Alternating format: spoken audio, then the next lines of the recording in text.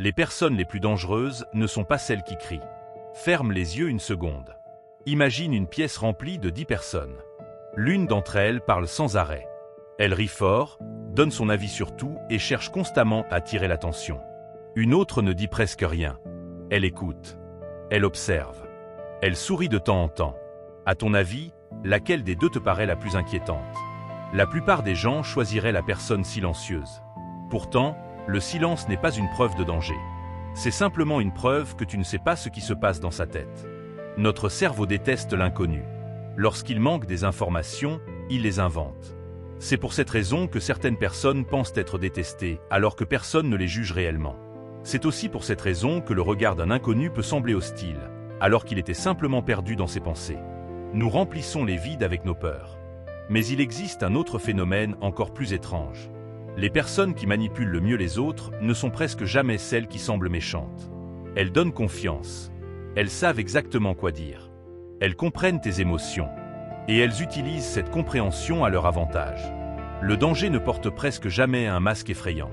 Il porte souvent un sourire. Le cerveau humain adore les raccourcis.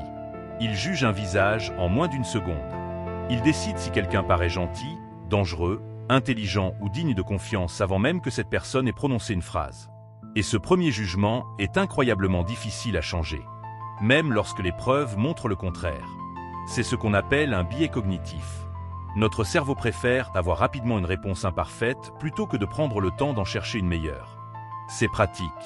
Mais parfois, c'est une erreur. As-tu déjà rencontré quelqu'un qui semblait froid au premier abord, puis qui est devenu une personne incroyable une fois que tu as appris à le connaître? À l'inverse, as-tu déjà admiré quelqu'un avant de découvrir qu'il jouait simplement un rôle?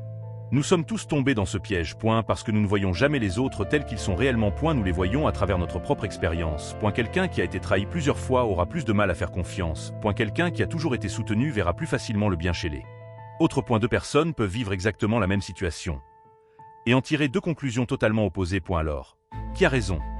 Peut-être personne, ou peut-être les deux, car la réalité passe toujours par le filtre de notre esprit. C'est aussi pour cela que certaines blessures restent invisibles. Certaines personnes continuent de sourire chaque jour. Elles travaillent. Elles plaisantent. Elles discutent normalement. Et pourtant, chaque soir, lorsqu'elles rentrent chez elles, elles ont l'impression de mener une bataille que personne ne remarque. Les cicatrices les plus profondes ne sont pas toujours celles que l'on peut voir. Et il existe une phrase qui résume parfaitement cela. Tu ignores toujours le combat que mène la personne en face de toi. Alors la prochaine fois que quelqu'un te paraît étrange, silencieux ou distant, souviens-toi d'une chose, tu ne connais probablement qu'1% de son histoire. Et ce 1% ne suffit jamais pour juger une vie entière. Peut-être qu'il est simplement fatigué. Peut-être qu'il traverse quelque chose qu'il ne peut raconter à personne. Ou peut-être que tout va parfaitement bien. Tu ne peux pas le savoir. Parce que l'esprit humain est comme un océan. Tu peux admirer la surface. Tu peux observer les vagues. Mais tu ignores ce qui se cache à plusieurs mètres de profondeur.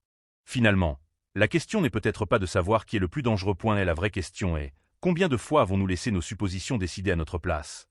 Et si nos plus grandes erreurs ne venaient pas de ce que nous ignorons, mais de ce que nous sommes persuadés de savoir? La prochaine fois que tu rencontreras quelqu'un, essaie de regarder un peu plus loin que la première impression.